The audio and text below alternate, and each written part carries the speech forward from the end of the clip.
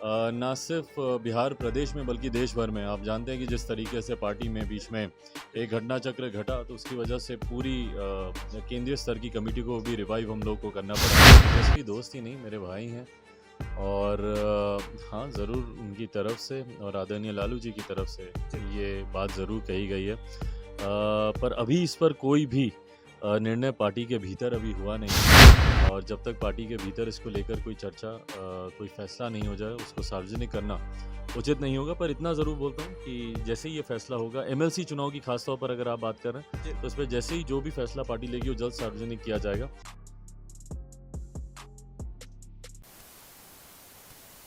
नमस्कार, बिहार के digital media का जनक भारत लाइव देख रहे हैं आप। लोजपा रामविलास प्रमुख चिराग पासवान जी अभी हमारे साथ मौजूद हैं। बिहार की राजनीति में और बिहार की सियासत की रूपरेखा ऐसी है कि यहाँ पर खलबली हमेशा मची रहती है, सियासी उठापटक लगातार चलती रहती है।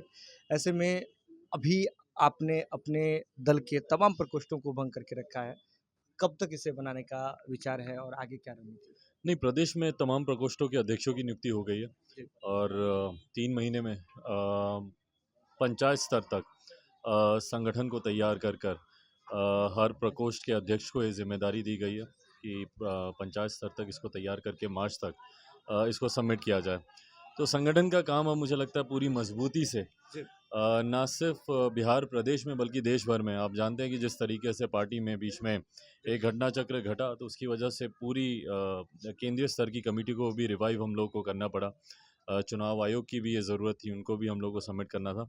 पर खुशी मुझे इस बात की है कि संगठन के स्तर पर काम मजबूती से और पूरी तेज़ी से हो रहा है। बिहार में पंचायत चुनाव बेहद अहम है, तो पंचायत चुनाव अब समाप्ति की दिशा में बढ़ते जा रहे हैं। तो ऐसे में पंचायत चुनाव में दल तो नहीं लड़ते हैं, लेकिन सभी दलों का सपोर्ट रहता है क्योंकि हाँ, समर्थन रहता है, बूथ स्तर तक मजबूत करने की बात होती है। तो कितना लगता है कि आपको कितने लोग थे इस बार पंचायत चुनाव? देखिए, मुझे खुशी है इस बात की और मुझे लगता है बहुत जल्द इसको मैं प्रमाणित भी करके दिखाऊंगा।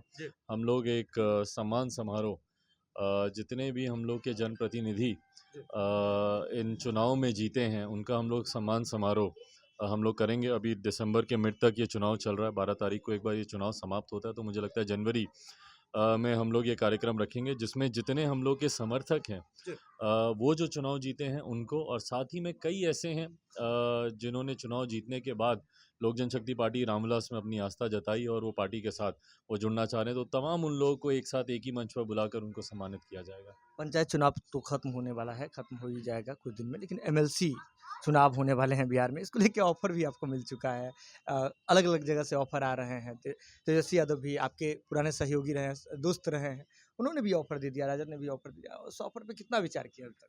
तेजस्वी दोस्त ही नहीं मेरे भाई हैं और हाँ ज़रूर उनकी तरफ से और आदरणीय लालू जी की तरफ से ये बात ज़रूर कही गई है, पर अभी इस पर कोई भी निर्णय पार्टी के भीतर अभी हुआ नहीं है और जब तक पार्टी के भीतर इसको लेकर कोई चर्चा कोई फैसला नहीं हो जाए उसको सार्वजनिक करना उचित नहीं होगा। पर इतना ज़रूर बोलता हूँ कि जैसे ही ये फैसला होगा एमएलसी चुनाव की खासतौर पर अगर आप बात कर रहे हैं तो इस पर जैसे ही जो भी फैसला पार्टी लेगी वो जल्द सार्वजनिक किया जाएगा। अगर ये वीडियो पसंद आई और वह बिहार के राजनीति और बिहारियत से सरोकार रखेनी तो सब्सक्राइब बटन दबा के चैनल के सब्सक्राइब कर ली। ओजे एगो घंटी बा, ओकरा बटन दबा देला से कुल सटीक और मारक खबर रुआ मुफ्त में मिल जाई। अगर रुआ पत्रकारिता के हमनी के नया प्रयोग में सहयोग कर चाहतानी तो ज्वाइन बटन दबा दी। पेटीएम नंबर नोट कर ली 9386816700। धन्यवाद।